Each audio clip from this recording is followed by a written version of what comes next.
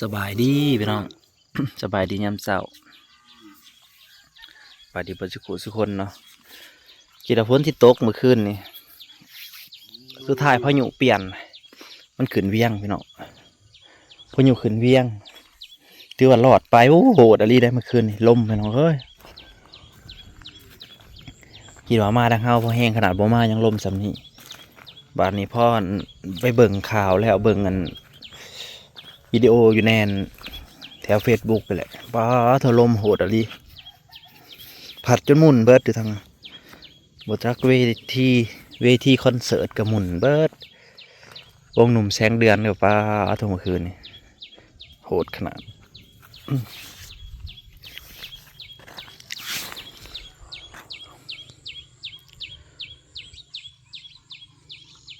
ยามเช้าก็ที่ว่าพ่ออยู่พี่น้อยตื่นเช้ามาก็จะได้ยินเสียงพยาบาลประกาศคู่มือเฮ็ดเวียกร่วมแล้วสร้างห้องเรียนให้ลูกหลาน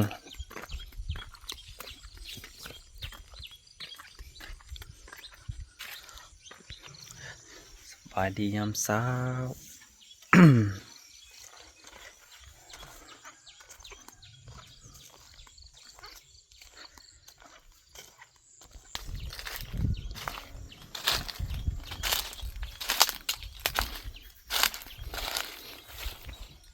ต้นผักขาก็เริ่มใหญ่แล้วได้ไหมเนาะหดมันคู่มือนะ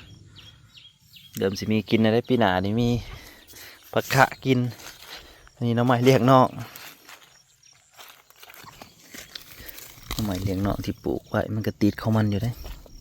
แต่มันยังมาทันขยายโตซื่อเริ่มออกแหนงแล้วปลูกไว้ย่ามน้ำมาอะไรปลาหยาแค่นี้มันบ่เห็นมันเลย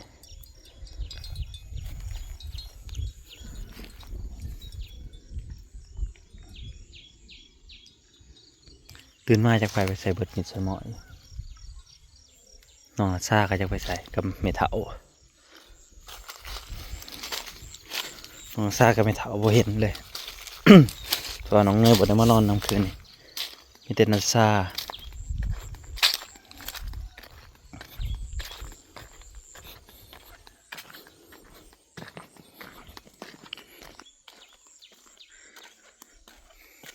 ตามที่อยากถามมาพี่น้องฝั่งไทยว่าน้ำกินน่ะขึ้นอยู่บ่ทางฝั่งไทย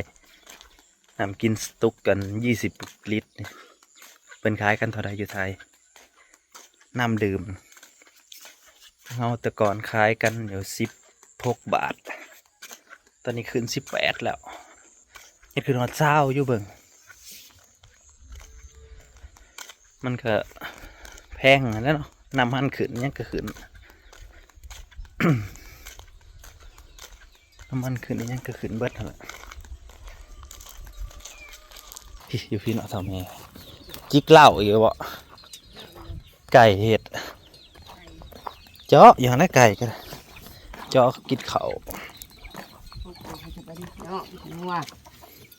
อีกเนี่ยมันช้ามันก็เลยเสียกินตลาดโพมันก็ไปหากินเลยไม่ได้อะไรแล้วก็สมานนกกระจาบถึกใช่ดิแหงเลย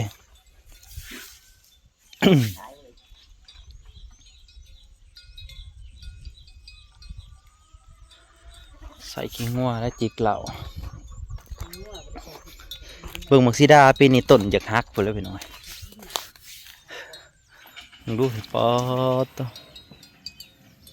ลายอะไรเด้พระแตนเคยอันนี้มาบ่เคยลายอะไรจากเถื่อพอได้กินหมากันมาเนี่ยปีนี้ถือว่าสุดจัดมันได้กินน้ำเด้แต่ยังมาขวัดอันนี้นะเป็นถูกงาอะไรเนาะ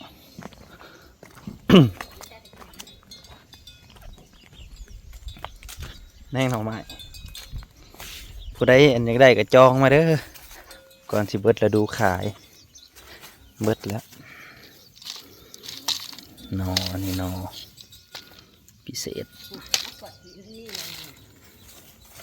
จังมันจะใส่ดอกยางกันกัน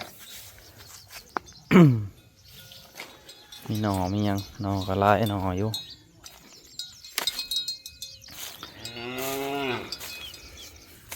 เบิดละดูถือว่าจบเลยหน่อไม้ออกอยู่หวยก็ถือว่าปิดละดูขายแล้วผมไปซื้อเลย งัวก็มาอั่นแซวนั่นก็ควายเขาเจาะเบิ่งโพนปวกก็แม่นตึกก็ขึ้นเทึงขนาดเบิ่งสภาพงัวกับบ่มีหยังกินเบิ่งสภาพมันแห้งนะอาศัยมาวนเวียนแต่ในสวนนี่แหละสวนนี่ก็ยังบ่ทันกุยังกระโพดบ่ทันมาทันแก่แล้วก็สิปล่อยเขากินในนี่แหละพอยังบ่ทันแก่เลยนะงัวก็จ้อยยามนี้มาปีนี้งัวมันก็หลายโตอีกโอ้ยจะไปเลี้ยงยากมึงเบิ่งปีหน้าถ้าแม่เพิ่นว่าสิขายออกอยู่จงไว้จัก5-6โตเพราะว่ามันเลี้ยงงัวเนาะมันเมื่อยได้เลี้ยงงัวแต่ราคาพอปานนั้น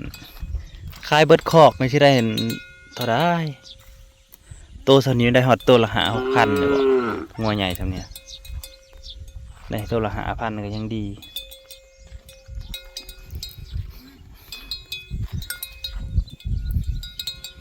เลี้ยงไปสั่นล่ะ บ่มีหยังดีเลยหยังกับบ่มีหยังแพงอย่างเดียวมีแต่น้ำมันกับเครื่องปรุงสินค้าน่ะแพงสิ่งที่เฮาเลี้ยงขายเลยบ่มีหยังแพงเลย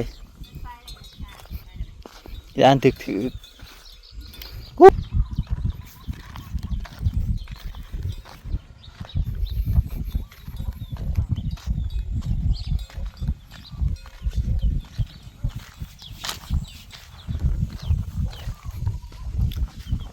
ใครแต่มันมีน้ำอะไรมันก็พอมีหญ้าให้เล่มอยู่พอประทังชีวิตไปรอฝนเนาะรอฝน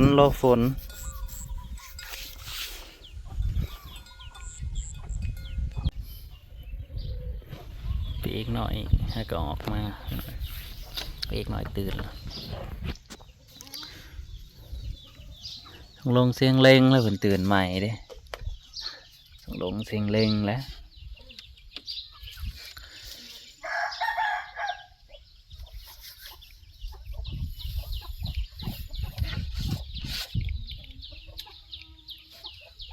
อากาศก็ร้อนหน่อยสะพุ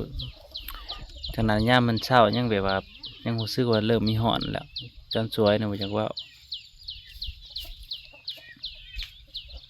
สวัสดีครับตื่นแล้วปะครับ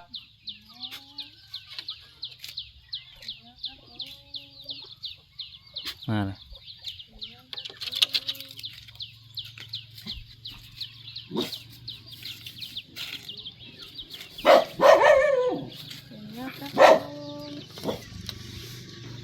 ตื่นละ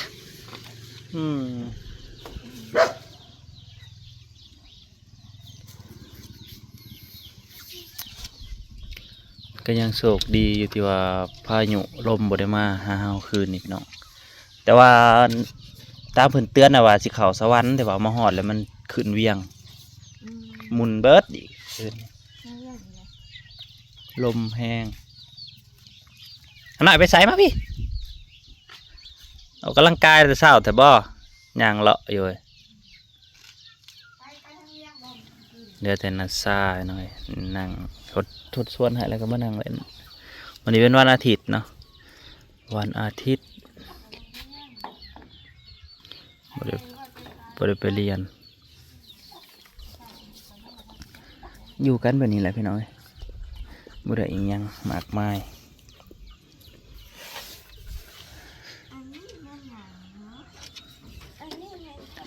ไปสิว่ายังก็ว่า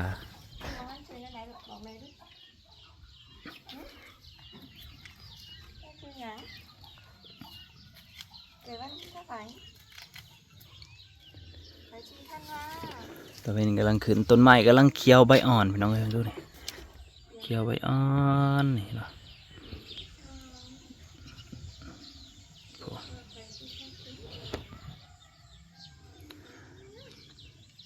เราดูใหม่ๆปงเนาะเราดูฮ้อน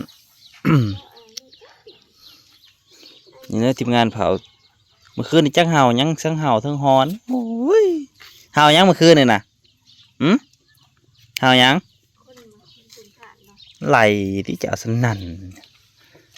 ไปเขามาเบิ้งกบยันหมุนกลางคืนหมุนปุ๋ยแท้แล้ว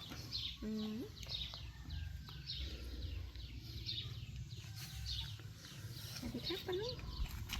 สวัสดีครับปลาลุงปลาลุงมาทำเนี่ยปลาลุงมาทำแค่ปลาลุงยุกแพงไปขี่ยุกไปขี่คอแม่นะไปขี่คอแม่น้ำนะ